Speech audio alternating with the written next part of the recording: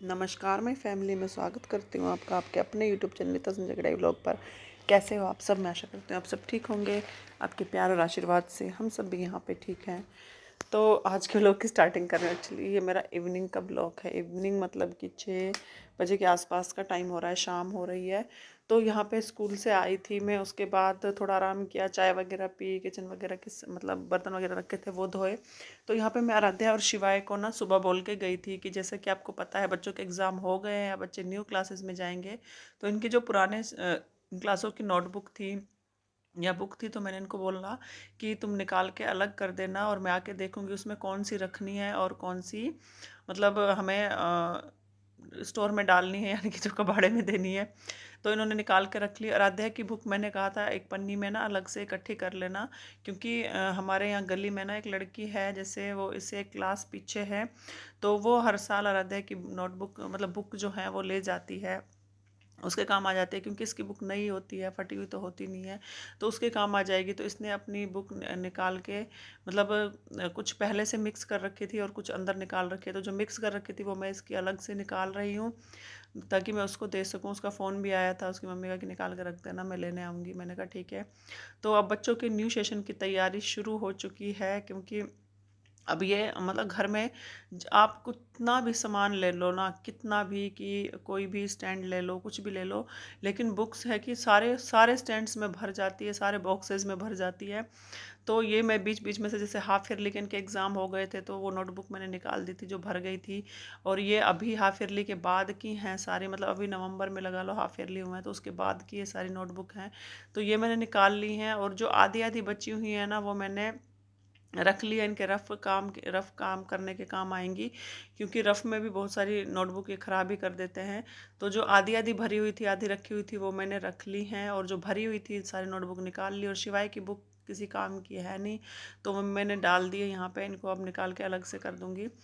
और ये वाला वीडियो है मेरा नेक्स्ट डे का, सुबह सुबह मॉर्निंग का वीडियो है। तो संडे का, जैसे कि आज संडे है ना, तो आज का ही वीडियो है ये।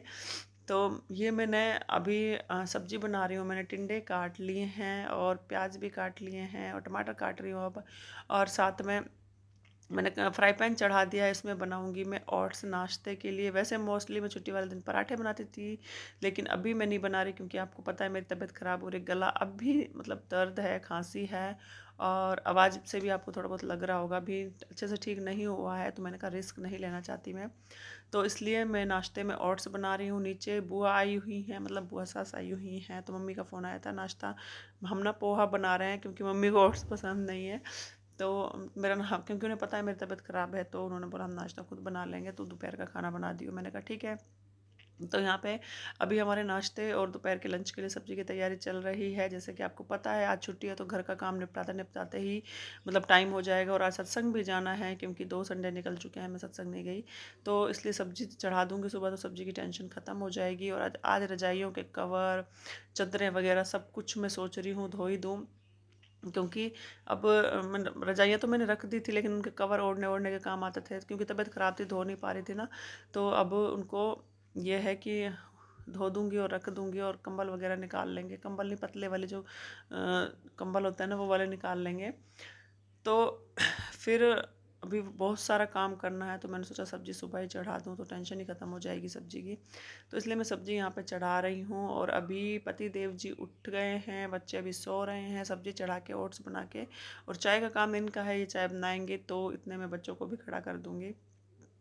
और और अभी हाल ही में आपको पता है न्यूज़ में, आप न्यूज़ में लगाओ या आप सोशल मीडिया पे देखो, कहीं पे भी देखो, जो मतलब वायरल चल रहा है ना, वो है मेरठ की जो मुस्कान है। उसने अपने पति सौरभ को किस तरीके से मार कर, बड़ी बेरहमी से सीमेंट में उसे, मतलब उसके 15 टुकड़े कर कर सीमेंट में वो करके उसे ड्रम में डाल दिया। अगर उसकी बेटी, मतलब जो सौरभ की लड़की थी, उन मुस्कान और सौरभ की, 5-6 साल की थी, अगर वो ना बताती तो पता ही नहीं चलता, और वो लोग ड्रम जाके कहीं फेंक आते और कुछ भी पता नहीं चलता। मतलब ऐसी ऐसी औरतों के बारे में सुन के ना इतना गुस्सा आता है सच में। सीरियसली कोई ऐसा कैसे कर सकता है?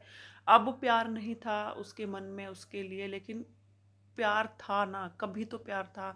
चाहे प्यार हो चाहे ना हो यार, इंसानियत के नाते तुम ऐसा किसी के साथ कैसे कर सकते हो? मुझे तो ये सोचकर भी बहुत गुस्सा आता है कि ऐसी ऐसी औरतें हैं समाज में। औरतें ही नहीं, आदमी भी करते हैं अपनी गर्लफ्रेंड के साथ, अपनी वाइफ के साथ। मतलब ये लोग कर कैसे लेते हैं? इनको डर भी नहीं लगता। ये भी नहीं सोचते अगर हम पकड़े गए तो हमारा क्या हाल होगा, हम मतलब क्या किसी को जवाब देंगे, उस सिचुएशन में क्या होगा, हमारा क्या नहीं होगा। मतलब इतना गुस्सा आता है। तो इसी बात के ऊपर मैं और मेरे हस्बैंड ना रात को भी हम डिस्कस कर रहे थे कि पता नहीं ये कैसी औरतें होती हैं और कैसे आदमी होते हैं जो इस तरीके के काम कर सकते हैं। मतलब कि अपने हस्बैंड को, अपनी पत्नी को इस तरीके से टुकड़े करके, यार टुकड़े मतलब किस क्या मतलब उसका मन जरा भी नहीं कांपा होगा, उसकी रूह नहीं कांपी होगी कि जब उसने उस आदमी के 15 टुकड़े किए, 15 टुकड़े। हे मतलब हमें सोच के इतना वो हो रहा है, मतलब जब देखते हैं ना उसकी कहानी या स्टोरी तो दिमाग खराब हो जाता है। सोच के ही इतना घिन सी, गुस्सा या मतलब कुछ भी कह लो, पता नहीं क्या ही हो जाता है।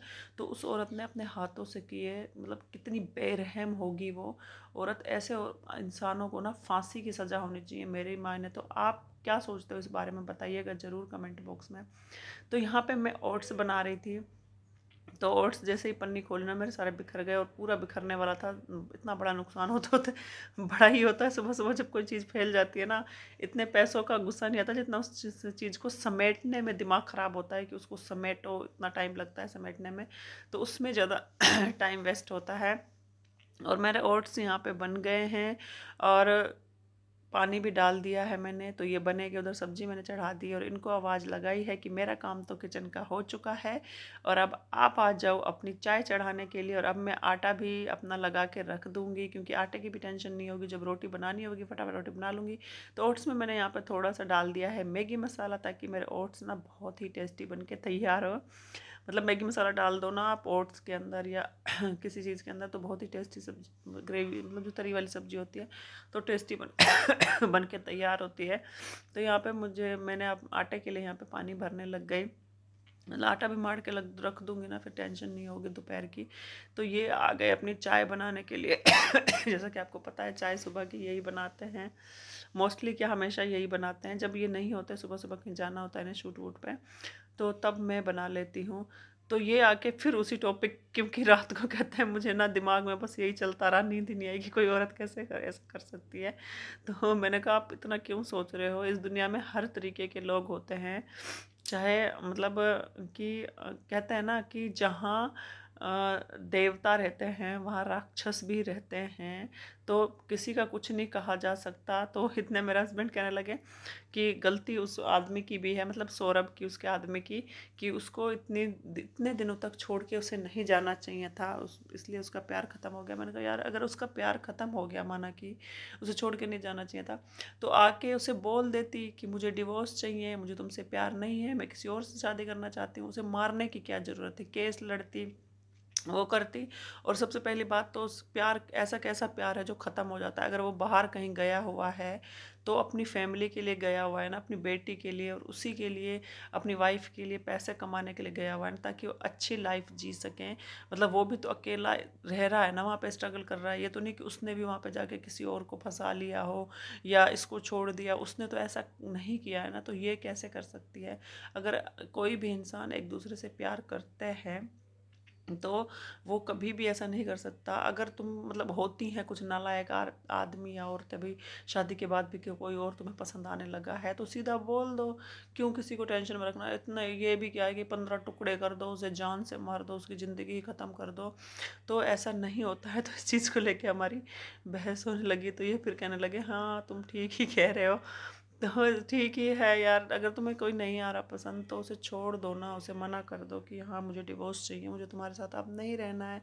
तो बस बात ख़त्म। अब बेचारे को मार दिया, उसके माँ बाप पे क्या बीत रही होगी, उसकी छोटी सी बच्ची ने जो देखा इतना वो माहौल, जब बड़ी होगी तो उस पर क्या बीतेगी। बच्चे के मतलब दिमाग जब छोटा होता है ना तो वो मतलब पता नहीं क्या क्या सोचने लगता है।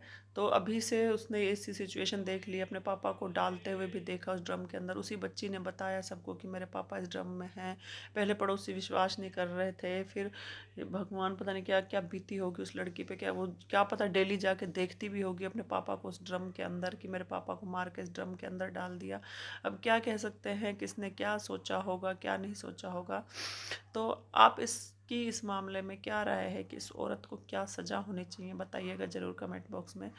तो यहाँ पे किचन का मेरा सारा काम हो गया है। अब उसने जो काम किया है उस औरत ने, उसको उसकी सज़ा हमारी जो कानून व्यवस्था है वो देगी।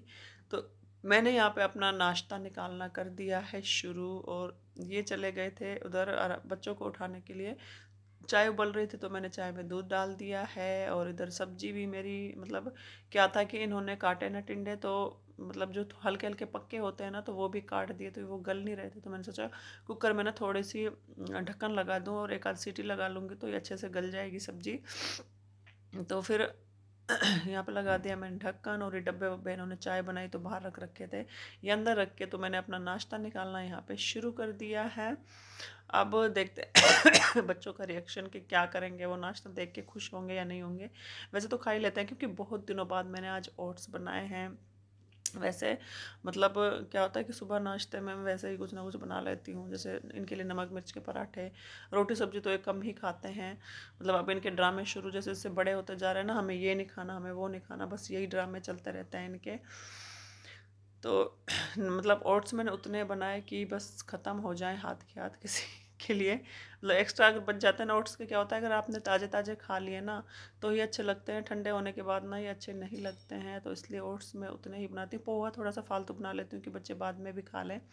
तो मैंने यहाँ पे निकाल के चम्मच डाल दी और इनको बोला कि आप रख दो इतने टेबल पे, बच्चे आ चुके हैं टेबल पे। और उधर कूड़े वाला भी आने वाला है, तो मैं सोच रही हूँ यहाँ पे जितना भी कूड़ा समेट लूँ फटाफट डाल दूँ। वैसे तो इस टाइम तक मेरा जब स्कूल जाती हूँ सारा काम हो जाता है 7 बजे तक, लेकिन अभी 7 बजे सिर्फ हमारा नाश्ता ही बन रहा है यहाँ पे। तो ओट्स तो ये रखा है, पता नहीं क्या सोच रहे हैं, इनके दिमाग में भी मुस्कान चढ़ी हुई है कि वो औरत कैसे कर सकती है। मतलब पता नहीं क्या इनके दिमाग में, कहते हैं मुझे तो टेंशन हो रही थी कि क्या कर दिया उस औरत ने। तो हमारा नाश्ता यहाँ पे बन गया और हमने टेबल पे लगा दिया और इनको उठा दिया। शिवाय आके सोफे पे सो गया। उसके बाद सारा काम करने के बाद हम जा रहे हैं सत्संग। कपड़े आधे धोए आधे रख के जा रही हूँ। हेलो गाइस, मैं हम सत्संग के आने के बाद कुछ कपड़े रख गई थी, मैंने वो आके धो के सुखाए। फिर उसके बाद ये देखिए राइस बनाए हैं हमने यहाँ पे। ये देखिए कब से पीछे पड़ा हुआ था, ये मारा थी मुझे चावल खाने अच्छे लग रहे हैं, अच्छे लग रहे हैं। ये देखिए गाइस, इतने कपड़े धोए मैंने आज, ढेर लगा पड़ा था कपड़ों का। और ये रजाइयों के कवर, बेड की चादरें, ये सब नहीं धोई। और अब रह गए हैं मेरे सिर्फ मतलब जैसे सर्दियों के जूते जो निकाले थे ना, वो रह गए हैं, वो धोने हैं। और वो भी रख दूँगी मतलब स्टैंड में, जो अलमारी का स्टैंड है ना वहाँ पे। मतलब ऐसे जूते रखती हूँ मैं जो मतलब सर्दियों के, गर्मियों में ऐसे करके रखती हूँ, तो वहाँ पे रख दूँगी। और पैरदान रह गए, और बेड के नहीं, इसके क्या नाम है, सोफ़े के कवर रह गए हैं। तो ये नेक्स्ट टाइम धोऊंगी, जब भी मशीन लगाऊंगी एक एक करके धो दूँगी। तो अब ये काम तो मेरा हो गया है कंप्लीट। और अभी मुझे एक काम और करना है कि मतलब उसके क्या कहते हैं, सर्दियों के कपड़े बेड में डालने हैं और गर्मियों के कपड़े निकालने हैं, ये भी सबसे बड़ी टेंशन है। तो वो आज शाम को देखती हूँ, करूँगी मैं काम, उसके अलग से वीडियो डालूँगी। वो वीडियो भी ज़रूर देखिएगा कि उसमें मैं आपको बताऊँगी कि कैसे आप सर्दियों के कपड़ों को ढंग से अरेंज करके अगर डालेंगे ना तो कोई भी स्पेस की दिक्कत नहीं होगी। तो प्लीज़ वो वीडियो भी ज़रूर देखिएगा। तो चलिए आज के लिए इतना ही। वीडियो अच्छी लगी हो तो प्लीज़ वीडियो को लाइक करें, चैनल पर नए हैं चैनल को सब्सक्राइब कर लीजिए।